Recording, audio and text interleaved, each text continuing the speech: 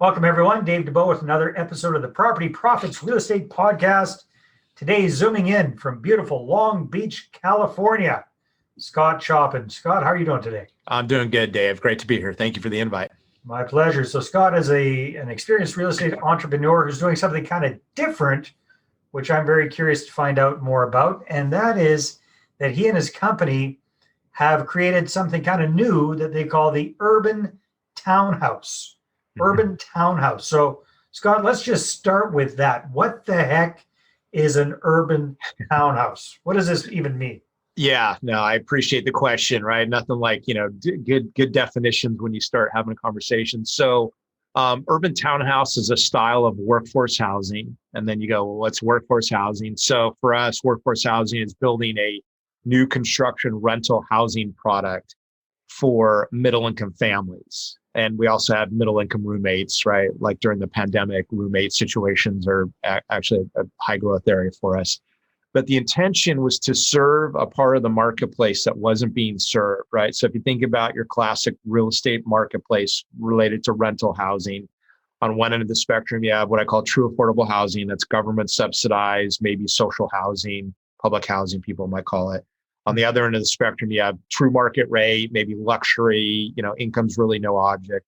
And then you have this big middle section where it's people that are working class, blue collar, families, roommates, and that they all have the need to try to rent or buy, in this case, but rent is what we do, housing that makes sense for their income categories, right? And we all read the stories of people need to make $54 an hour on average salary to afford the average unit in, whatever city that they live in. And so what's special about these families or these roommate groups is they practice what we call economic sharing. So in other words, anybody who's ever lived in a roommate situation would know what this is, like intuitively, like people do this naturally, where they'll come together with other people to share housing or utilities or whatever other costs. Families do this, roommates do this. And so UTH, Urban Townhouse, is an answer to at least part of that marketplace. And then, functionally, well, what makes it different? Like, why does it serve that marketplace? So we build a 5-bedroom, 4-bath, 3-story townhouse rental unit. So the way we describe it, it's designed and built to rent, but it lives like a house, right? So the townhouse allows the family to live above and below, right? You don't have another family above you and below you like you would in classic stack flat apartments. We have 2-car garage, we have in-unit laundry rooms, and then we have these 5-bedroom, 4-bathroom units. And so it basically allows families that live multi-generationally or in big family groups or roommates to come together in this single space. And then, start to, practice this economic sharing lifestyle. All right, very cool. So I'm hearing catchphrases here, but let's boil it right down. Who are your typical tenants? Because I'm hearing roommates, I'm hearing multi-generational. Yeah. Break it down for a dummy like me. What does that actually look like? So originally the entirety of the program was intended to serve multi-generational families. So the definition of that is 2 or more related generations of a family living together. So you think, mom and dad, kids, maybe adult children, and then older in-laws, grandparents, or older in-laws, and they're all living together in a single household. All right. So kind of a very typical example of that, from my experience, would be a lot of Latino households kind of have that. A lot of East Indian households kind of have that. Yeah. Multiple generations living within one house. Yeah, in fact, classically around the world, Dave, that's the normal living environment. So in Asia, in India, in the Latin American countries, these family groups would never think about like grandma or grandpa living separate. Like, there's functional advantages, there's money advantages, but social, right, care, right? The idea of growing old with your families, it's really, the separation, the nuclear family, at least the way we call it in the US, that's an anomaly, right? And even if you go back historically in places like the United States, they used to live multi-generationally. Well, and I think it's starting to happen again because affordability. That's right. That's right. In fact, we're at the highest level of multi-generational living that we have been in like 160 years. I saw a stat that basically we've transitioned, it was dropping. Now we hit the bottom and now we're ticking back up on the graph for families that live that way. Well, it just makes sense because of affordability, especially in the kind of, because you're on the West Coast, you're in California. That's Right. one of the most expensive markets in the States, from my understanding. Mm-hmm. Canadian housing prices have gone absolutely insane as well. So I can see this kind of thing, being big in Toronto, in Vancouver, in Montreal, in some of our major urban areas that are getting priced out as well. That's right. In fact, this product is a function of big cities. So right? five bedrooms, 4 baths, correct? Right. And it's in a townhouse, and you say it's 3 levels, and it's a dual garage. Very, very cool. Yeah. So ground floor would be garage, and then actually we put a bedroom bathroom on the ground floor, right, for grandparents or in-laws who are older and have mobility issues. Mm-hmm. Second floor is kitchen, dining, living, bedroom, bathroom, and then third floor, 3 bedrooms, 2 baths. So the interesting thing is that the 5 bedrooms gets everybody's attention, but if you think about anybody who's ever lived, with multiple people in their family, the bathrooms is actually the real secret. 4 bathrooms is a secret. 4 bathrooms, right? So if everybody's trying to get ready for school and work, right, bathrooms become the constraint, right? Any family. If you're freaking water tank, I'm thinking you better have a pretty big one in it. Well, we do. We do tankless, so ostensibly never runs out. Yeah. And then more recently, we're starting to do private submetering on all the waters for each unit. So no master meter. The older buildings, you'd have one water meter, everybody'd use it, endlessly. And so we've moved to this private submetering methodology, which billing and so the families, the water they use, they pay for it. Which helps, functionally on the economic side. So how many of these units have you guys built to date so far, roughly? Yeah, so we're right now on our 8th project, and those sort of group in 2 categories. So the beginning was what we call the demonstration phase. That was 4 projects. And then we're now in our production phase, which is another 4 projects. And what we did in the demonstration phase, real estate developers, any that are generally optimists and risk takers. Like that's sort of a self-selected people come into the business that are that way, and I am that way too. And so when we first started this program, I had over about a 1.5 year period, I have background in some affordable housing that was relative to this middle income offer. But we still needed to test the model, right? So what I did is I created this demonstration phase. We did small projects. We bought the land very cost effectively with the idea as an experiment that if the experiment failed in the first 2 or 3 or 4 projects, that we would move on and, nobody would be like, lose arm or, economically we could sustain it. So we moved through those 4 projects. In fact, the first 3 we sold. And then the 4th one's complete and stabilized. How many units per project? So the early ones were really small, Dave. They were a 2, a 3, a 4, and a 7 unit project. And the joke I make to people is I've never done a 2 unit project in my life, right? As a developer, we always did big and still do big projects. But again, this experiment, like nobody had done 5 bedrooms at scale. And, there's people in the marketplace that do 5 bedrooms. People are doing some here and there, very specialized, local offers, but our intention was to grow the plan and scale it, right? Because we know the demand for these families and particularly now roommates in the pandemic is massive, right? The undersupply is huge. The demand is high. That's the perfect market to want to enter into from a niche or a contrarian basis. So we finished all those, sold the first 3. The 4th one, the 7 unit, we're like stabilized and we're keeping. And then now we have several more projects. So we have 13 unit, 15 unit, 24. And then our biggest project to date is an 85 unit project that's in development. And we'll actually phase that. We'll do a 54 unit phase 1 and 31 and, phase it to be nimble, right? We're in a very disrupted time in the economy. So we want to always make sure that we give ourselves options.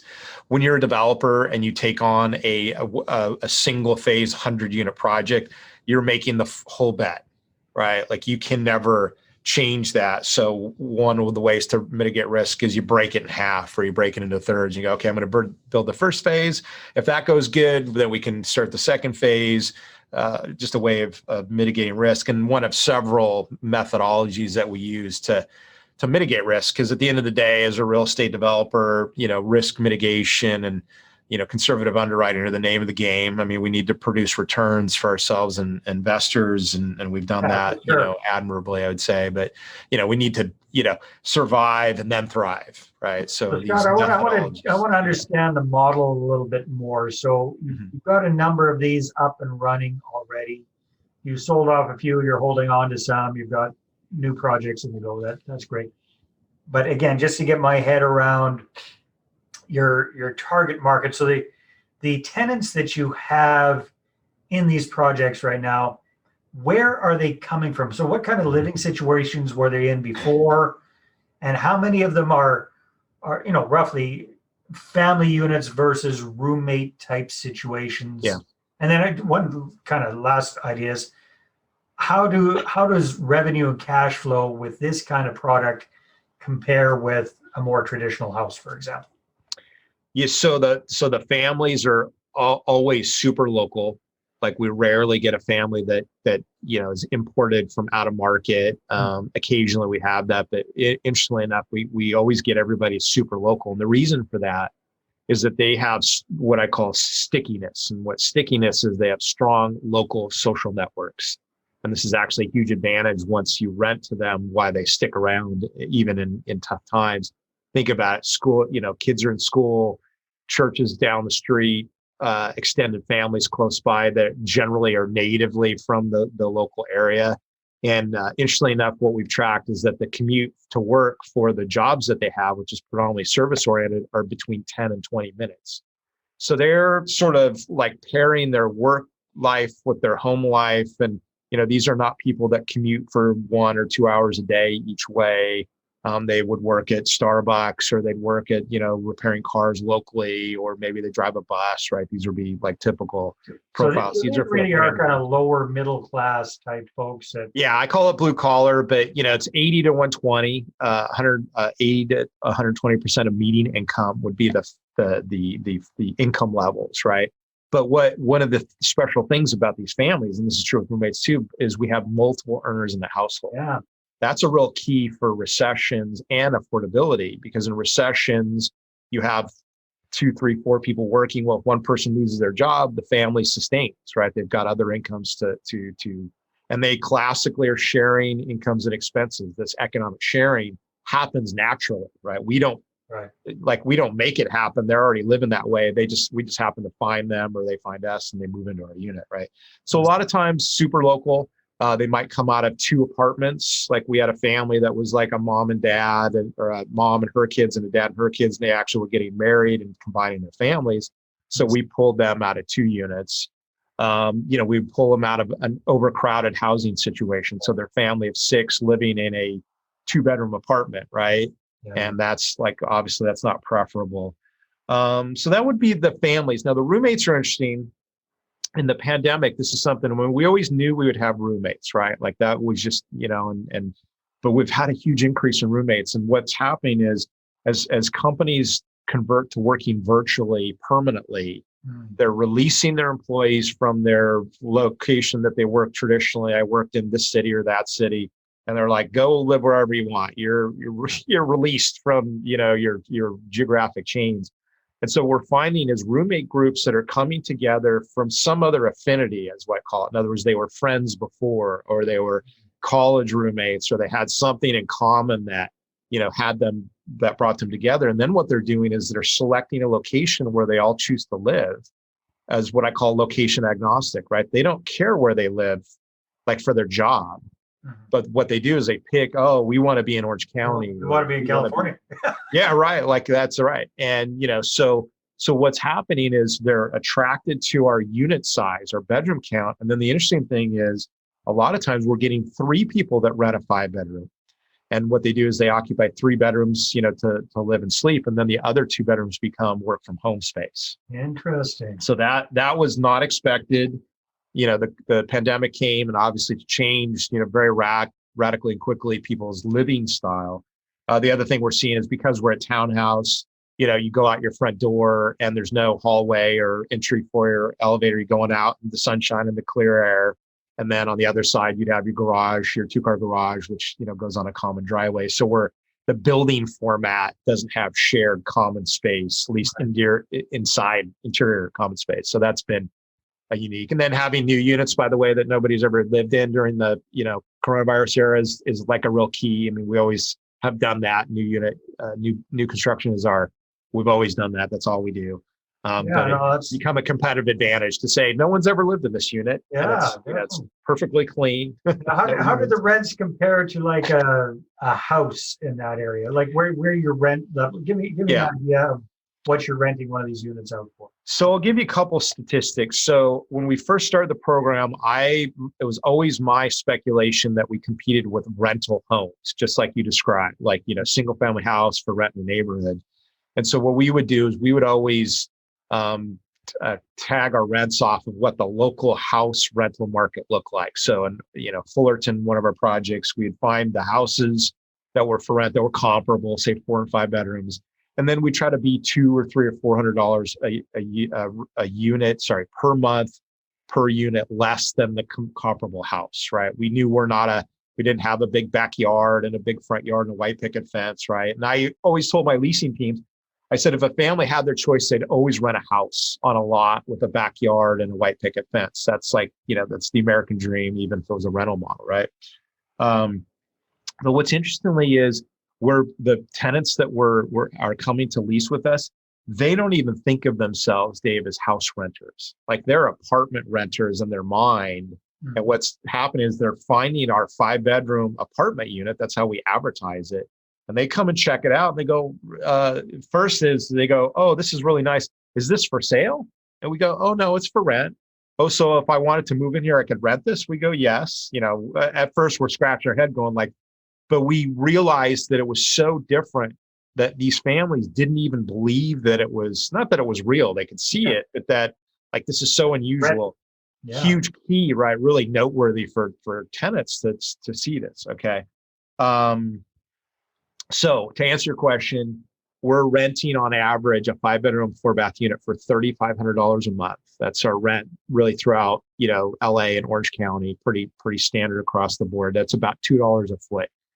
And so the other metric we use is if we compare ourselves to regular new rental housing, so your classic multifamily new construction, in California, we're easily $3 to $4 a foot for rent. So you might get that $3,500 rent, got you a 2-bedroom or maybe a 3-bedroom if that even existed. And so from a whole dollar rent, this is the real key, from a whole dollar rent characteristic, we're hugely competitive. And then what the metric becomes for these families and these roommates is they divide the rent by the bedroom count. And they, instead of per foot, which no tenant thinks of rent in a per square foot, they go, what's my monthly, like a car payment? Like I gotta pay that. That's how they organize their lives. But what they do is they go, oh, I have 5 bedrooms, 3,500. They can do the math. So I have this bedroom, you pay this much, that kind of thing. So the metric is the bedroom count and the rent per bedroom, whether it be for families or roommates, it ends up being the same. Fascinating. Time flies when we're having fun, Scott. So if people want to find out more about you and your urban townhouses, what should they do? So what I would offer for folks, they can go to our website, www.urbanpacific.com/ebook, and we'll make the offer to your listeners. If they sign up for our email list, they could get this ebook. It's How to Thrive and Survive a Recession, which is lessons that we took from us going through as real estate owners, investors, and developers through the 2008 recession. And I think it's timely to, for people who may be new to the entrepreneurial space to look at that. If folks want to visit our investor education section on that same website, urbanpacific.com, a lot of investor education materials, and specifically for investors who are thinking about new construction investment versus a value add investment. We do a lot of education about how to underwrite new construction if you're not familiar with it. I mean, most sophisticated investors would probably have experience in that, but some people are making that transition. And we spend a lot of time, teaching, educating. So videos, articles, blog posts, tons of data in there that can be helpful for people that are looking to make that transition. Good stuff. Awesome. So there you go. Thank you very much, Scott. It's been a lot of fun. Thank you for enlightening me as to what an urban townhouse is. It's a great idea. Thanks, Dave. Appreciate the invite. All right, everybody, take care, and we'll see you on the next episode. Bye-bye. Well, hey there. Thanks for tuning into the Property Profits podcast. If you like this episode, that's great. Please go ahead and subscribe on iTunes. Give us a good review. That'd be awesome. I appreciate that. And if you're looking to attract investors and raise capital for your deals, then I'm going to invite you to get a complimentary copy of my newest book, right back there. There it is. The Money Partner Formula. You can get a PDF version at investorattractionbook.com. Again, investorattractionbook.com. Take care.